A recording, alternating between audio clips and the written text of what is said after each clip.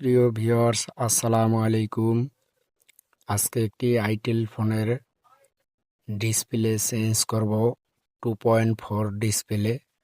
তো এটি হলো আইটেলের 5617 মডেলের। এই ফোনটির একটি বিশেষ গুণ আছে, সেটি হলো যদি আপনি শুধু ফোনে ইউজ করেন তো এটা আপনার 7 থেকে 8 দিন এক চার্জে একাধারে ব্যবহার করা যায়। রাফ ইউজের জন্য ফোনটি খুবই ভালো এবং সুন্দর। যাই হোক, এবারে আসি মূল কাজের বিষয়। আমার এই 2.4 ডিসপ্লে চেঞ্জ করার বিষয়। এটি একটি সামান্য স্যাম্পল কাজ, আপনি নিজেও করতে পারবেন আপনার কাছে যদি একটি ভালো মানের আয়রন থাকে।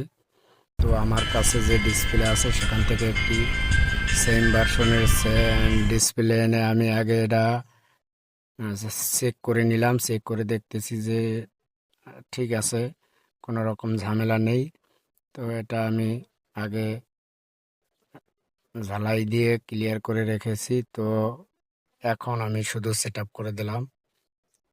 এরপরে হলো আপনার আটকে কমপ্লিট করে যখন সেট আপ করলাম, সেট আপ করে দেখে যে না ঠিক আছে, কোনো সমস্যা নেই।